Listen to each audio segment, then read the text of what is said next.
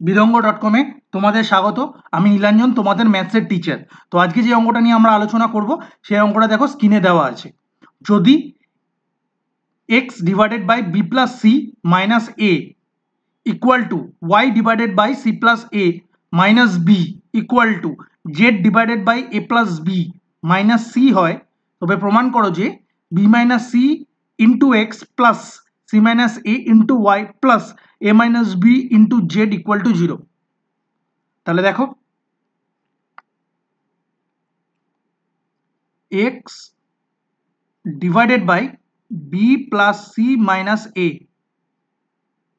y divided by C plus A minus B, আর z divided by A plus B minus C. এটাকে আমি কে ধরলাম, কে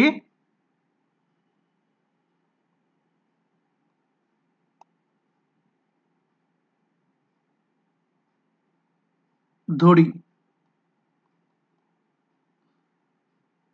তাহলে এখান থেকে আমি কি লিখতে পারি, x ইকুয়াল টু লিখতে পারি K into B plus C minus A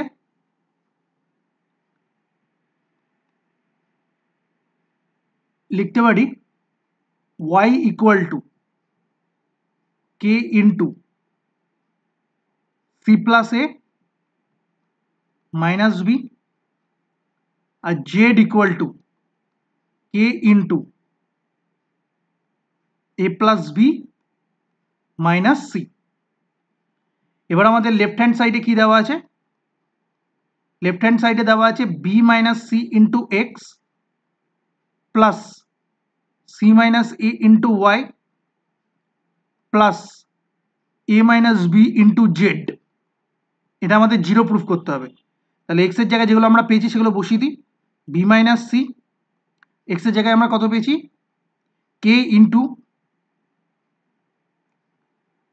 B plus C minus A plus C minus A, Y এর জায়গায় কি পেয়েছি, K into C plus A minus B plus A minus B, জেডের জায়গায় কি বসাবো, K into A plus B minus C. এবারে দেখো প্রত্যেকটা টার্মে কি আছে, কে আছে, কেটাকে আমরা কমন নিয়ে নিলাম। কেটাকে যদি আমরা কমন নিয়ে নিই তাহলে কি থাকবে, দেখো বি মাইনাস সি এর সাথে বি প্লাস সি মাল্টিপ্লাই হবে, বি মাইনাস সি এর সাথে বি প্লাস সি মাল্টিপ্লাই হবে, তাহলে কত পড়ে থাকবে বা কত হবে, B minus C into B plus C, তাহলে কি হয় B square minus C square minus A, এর সাথে বি মাইনাস সি মাল্টিপ্লাই হবে প্লাস সি মাইনাস এর সাথে সি প্লাস এ যদি মাল্টিপ্লাই করি তাহলে কত হবে, C square minus A square minus B, B এর সাথে কত মাল্টিপ্লাই হবে, C minus A plus A minus B এর সাথে এ প্লাস বি যদি মাল্টিপ্লাই করি তাহলে কত হবে, A square minus B square minus C, C এর সাথে কত মাল্টিপ্লাই হবে, এ মাইনাস বি। এবারে দেখো B square plus B square, এখানে মাইনাস বি স্কোয়ার কেটে গেল, minus C square plus C square কেটে গেল, minus A square plus A square কেটে গেল। তাহলে আমরা লিখতে পারি কে, যেটা বাইরে কমন আছে।